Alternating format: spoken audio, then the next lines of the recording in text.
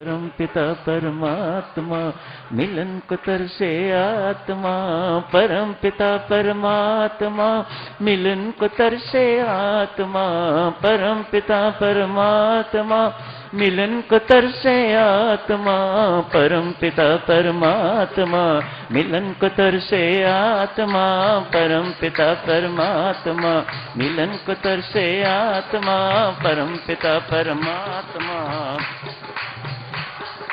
परम पिता परमात्मा मिलन को तरसे आत्मा, परम पिता परमात्मा मिलन को तरसे आत्मा, परम पिता परमात्मा मिलन को तरसे आत्मा, परम पिता परमात्मा मिलन को तरसे आत्मा, परम पिता परमात्मा मिलन को तरसे आत्मा, परम पिता परमात्मा मिलन को तरसे आत्मा, परम पिता परमात्मा मिलन को तरसे, परम पिता परमात्मा मिलन को तरसे आत्मा, परम पिता परमात्मा मिलन को तरसे आत्मा, परम पिता परमात्मा मिलन को तरसे आत्मा, परम पिता परमात्मा मिलन को तरसे आत्मा।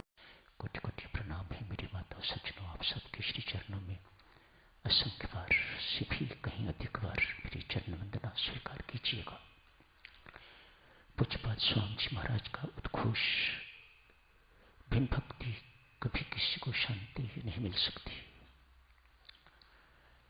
बिना संबंध जोड़े परमात्मा की भक्ति नहीं हो सकती। भक्ति करना चाहते हो तो परमेश्वर से कोई नाता बना लो, भक्ति करनी बहुत आसान हो जाती है। गीता सार की चर्चा चल रही है साधक। अमर उपदेश, अमर संदेश, गीताचार्य भगवान श्री कृष्ण का अपने श्रीमुख से निकले हुए वचन, अनमोल वचन। घर से निकलो, अकेले नहीं निकलना, परमेश्वर को सदा साथ लेकर निकलना, प्रथम संदेश था।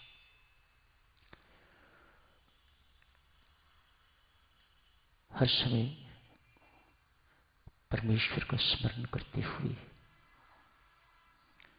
अपने कर्तव्यों का पालन करो, दूसरा संदेश। मन को इस प्रकार से भक्तजनों अनुशासित कर लो, खेल तो सारे मन के ही है। मन को इस प्रकार से अनुशासित कर लो कि कुछ भी कर रहे हो ये परमात्मा का स्मरण करता रहे।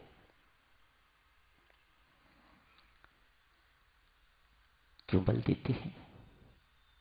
इसलिए पार्थ मेरा स्मरण करता हुआ अंत समय जो देह को त्याग देता है वह मुझे प्राप्त होता है, इसमें कोई भी संदेह नहीं। अतएव तो हर समय मेरा स्मरण करता हुआ युद्ध कर, मानो अपने कर्तव्य का पालन कर। दो अमर संदेशों के बाद आज साधक जनों तीसरे में प्रवेश करते हैं। गीता जी के 700 श्लोक हैं साधक जनों। 18वें अध्याय में सबसे लंबा अध्याय 78 श्लोक। 73वें श्लोक पर गीता जी समाप्त हो जाती है। शेष 5 श्लोक न अर्जुन का प्रश्न है, न भगवान श्री कृष्ण का उत्तर। संजय अपना मत प्रकट करता है। संजय ने गीता सुनी है, ये देखा है। 5 अंतिम श्लोकों में संजय अपना मत प्रकट करता है। क्या कहता है संजय? एक पक्षपात रहित व्यक्ति क्या कहता है, इसकी चर्चा तो साधक शुरू जब बारी आएगी तो करेंगे। आज तो तीसरे संदेश की चर्चा, मोक्ष संन्यास योग नामक 18वें अध्याय में प्रवेश करते हैं। संकेत तो इस संदेश के भगवान श्री ने अनेक स्थानों पर दिए हैं, लेकिन जो आज बात कही है ऐसी खुल के बात पहले नहीं कही। सब धर्मों का त्याग करके पार्थ मेरी शरण में आ जा, मैं तुझे सब पापों से मुक्त कर दूंगा। ऐसे खुल के गीता जी समाप्त होने वाली है, उपदेश समाप्त होने वाला है। आज भेद की बात खोल दी। तू सब सांप्रदायिक धर्मों का त्याग करके पार्थ मेरी चरण शरण में आ जा, मैं तुझे सब पापों से मुक्त कर दूंगा। दक्षिणों क्या अर्थ है इस श्लोक का? अनेक स्थानों पर पहले भगवान कह चुके हैं, मुझ पर मन लगा, मेरा भक्त बन, मुझे नमस्कार कर, बार बार मुझे नमस्कार कर। ये सब बातें पहले कुछ स्थानों पर कह चुके हैं, लेकिन इतना स्पष्ट आदेश नहीं। सब धर्मों का त्याग करके पार्थ तो मेरी शरण में आ जा। शरणागति, अपने घर आ जा। शरीर का घर तो है ना दिल्ली, आत्मा का घर तो परमात्मा श्री राम है। श्री राम शरणम स्वामी जी महाराज ने नाम रखा। कहां आए हुए हो आप? अपने घर। कौन अपना घर? श्री राम। उसी को श्री राम शरणम कहा जाता है। श्री राम जो हमारे घर है, आत्मा के घर है। ये तो कोई चितरंजन पार्क रह रहा है, कोई यहीं रह रहा है, कोई वहां रह रहा है, इधर रह रहा है। ये तो सब शरीर के घर हैं।